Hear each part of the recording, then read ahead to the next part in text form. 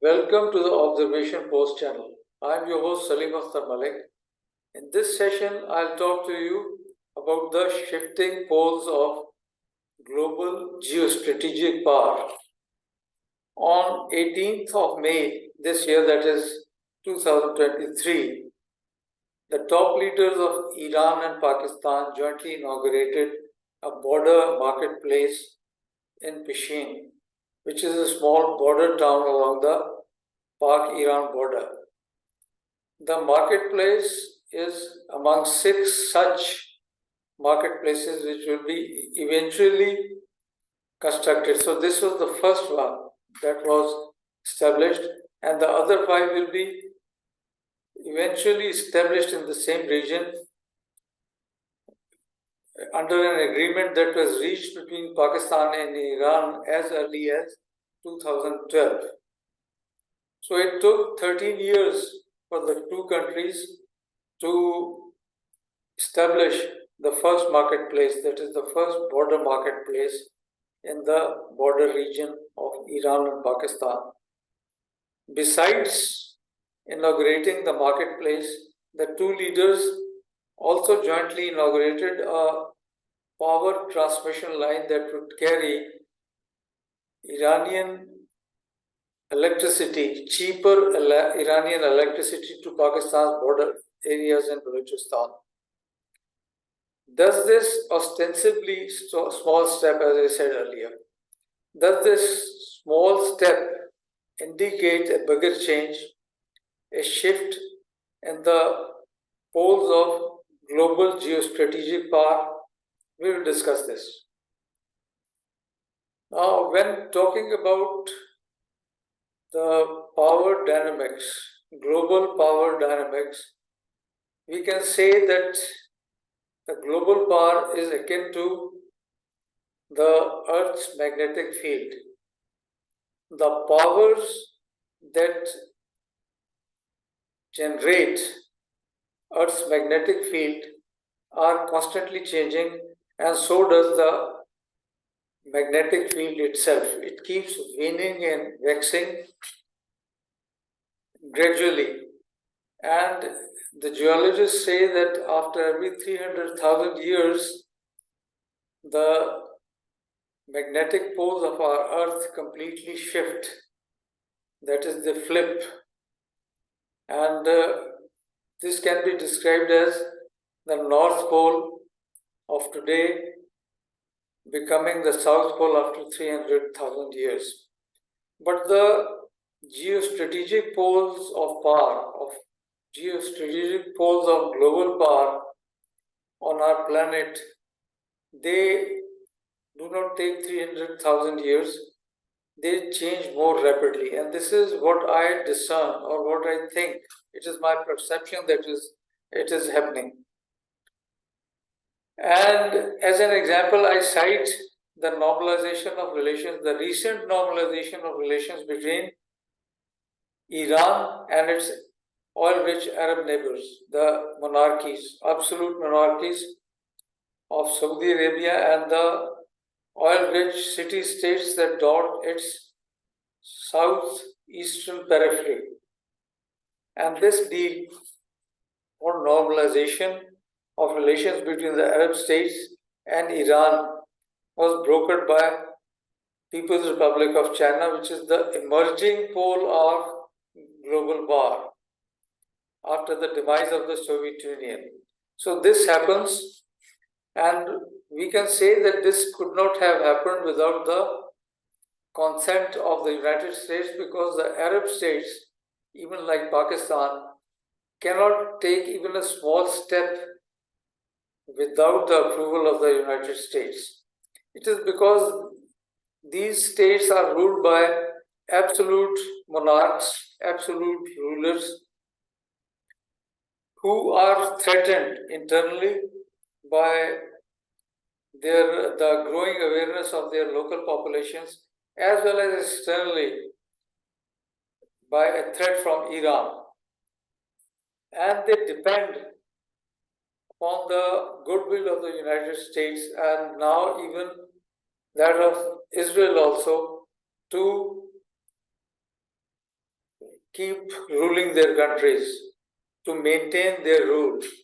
So this could not have taken place, this normalization of relations could not have taken place without America's approval.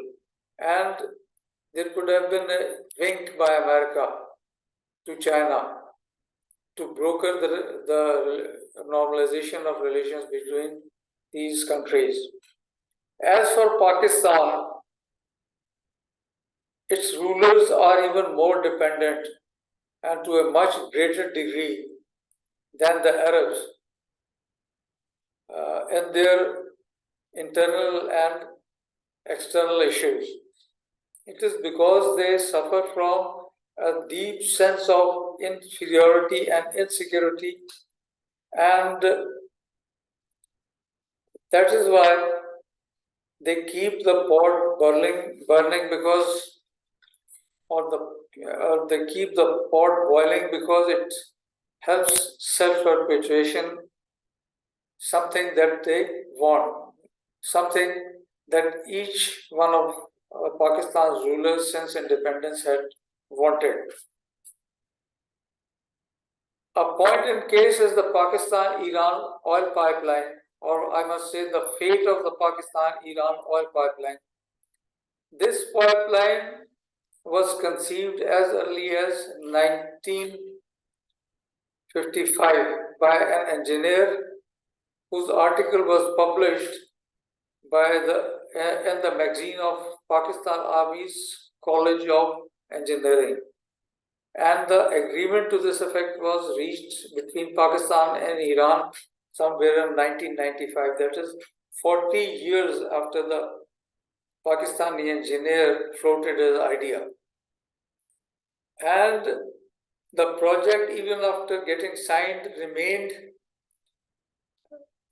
in a state of limbo, and it was delayed for one reason or another till 2010, when the United States formally demanded from Pakistan to shelve the project, because the United States had sanctioned Iran and it didn't want Pakistan and all those states which are the United States client countries, or those states which are sponsored by the United States, to take any step which impairs America's interests or America's global interests.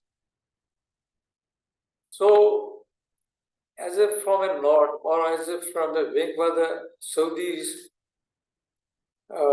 correction from the United States, the Saudis also demanded from Pakistan to shelve the project, and as a quid pro quo, the United States offered Pakistan natural gas, liquefied natural gas terminal, establishment of a liquefied natural gas terminal in Pakistan, and Saudis, they promised cheaper oil, supply of cheaper oil on deferred payments. So the project remains in a mothball state.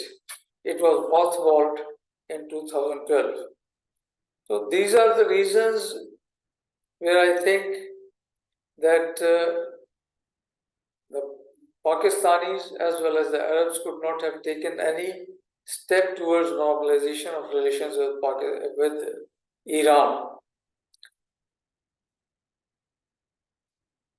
The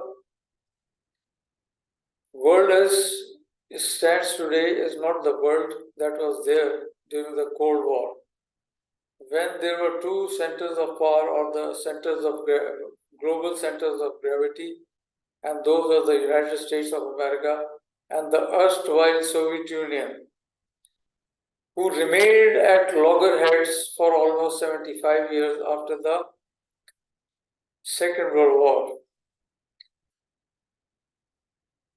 and kept fighting proxy wars or bushfire wars to safeguard their interests in various parts of the globe. World as it stands today is divided again between two global powers. I would not use the word superpowers, global powers, and these are the United States and the People's Republic of China.